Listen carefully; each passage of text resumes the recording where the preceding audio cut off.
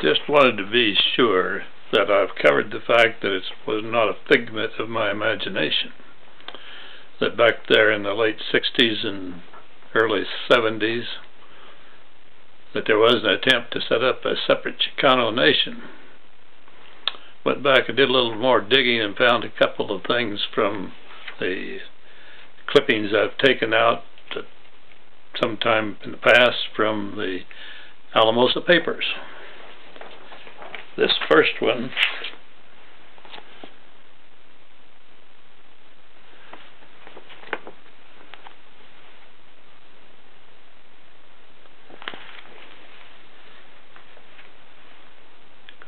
for a courthouse raid, Rio Tiarinas was given a sentence.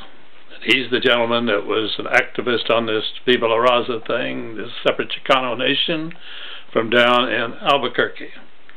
And it says that the judge, Albuquerque, New Mexico, District Judge Garnet Burks of Sirocco Monday imposed concurrent sentences of 1 to 5 and 2 to 10 years in prison on militant Mexican-American Rio Tiarinas in connection with the June 5th, 1967 Rio Arriba County courthouse raid.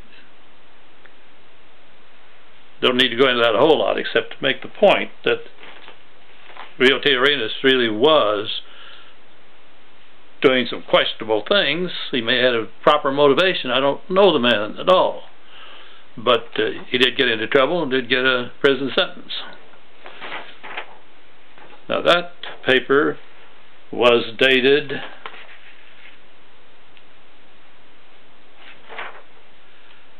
that part of the paper that I had there was dated January the 6th, 1970.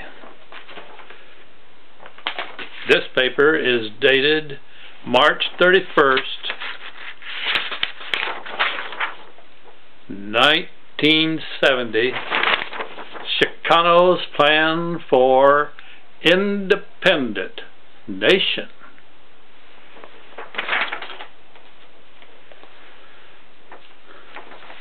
The left-hand side of the page says that at least 30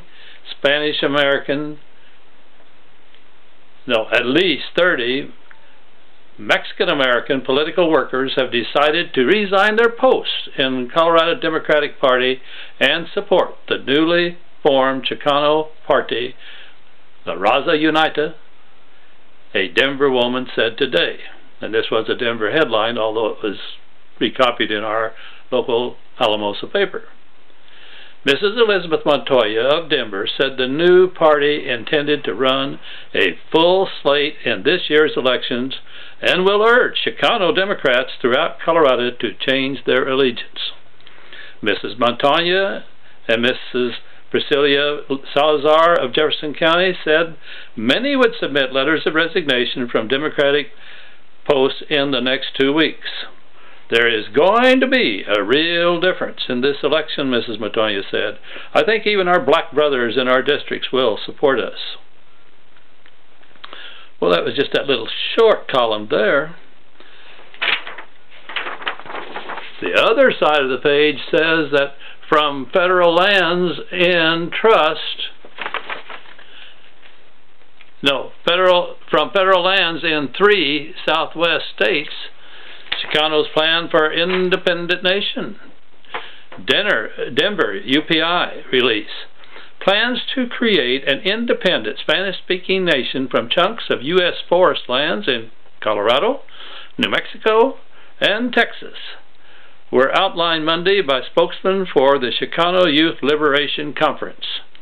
Rodolfo Corky Gonzalez, head of the Denver-based Crusade for Justice, said Chicanos hope to create the nation of Aztlan out of the federally owned lands in the 3 states. Gonzalez and youth delegates from other western states said the land rightfully belonged to Hispanos as a result of ancient Spanish land grants. Gonzalez said delegates who attended the 5-day youth conference in Denver drew up numerous plans for national policies of the would-be nation. Then a subheadline, New Party. Other proposals which emerged from the sessions included formation of a new Chicano party, La Raza Unita, UNIDA, I'm sure I don't pronounce it right. Creation of a national Chicano theater to be known as TAIRO, Teatro Nacional de Aztlán. Publication of a newspaper, The Voz de Aztlán, in San Jose, California. And a separate anti-war movement to keep Chicanos from being drafted. Remember, this is the Vietnam War time.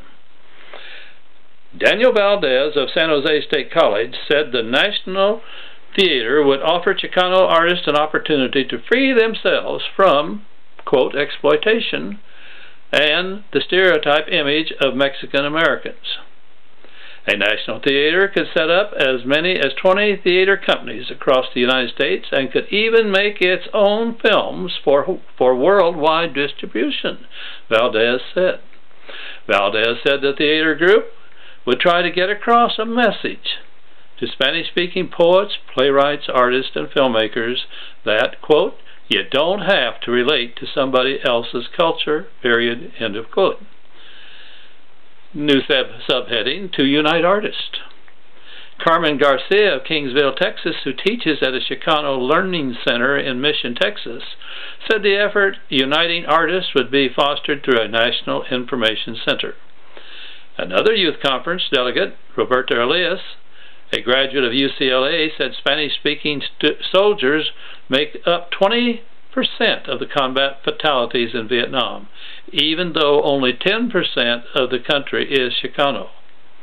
Mexican-American men go into the military because many are push-outs from high school, quote, push-outs from high school and nowhere else to turn, and also because of a Latin tradition of machismo, demonstrating one's manliness in a flamboyant way, he said.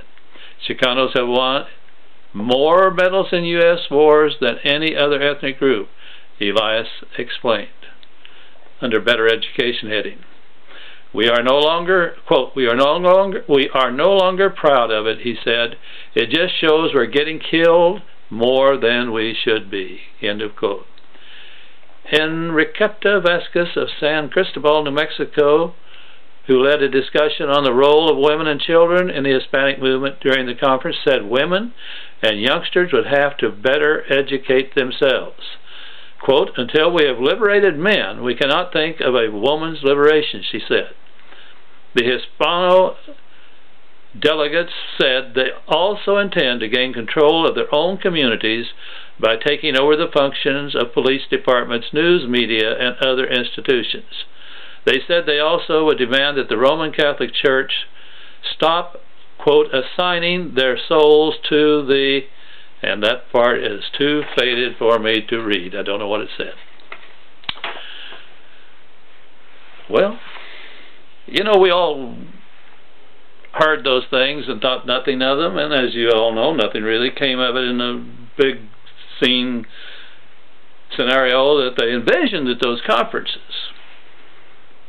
But there sure was a lot going on behind the scenes, because in a couple of touchy situations that I'll get to later, I have no doubt at all that they took young people and trained them in how to start a fight and be able to prove the other fellow struck the first blow. I don't say that to be mean or to put them down. If you feel if any group of people anywhere feel they are oppressed, they're going to find ways to try to rise above the oppression.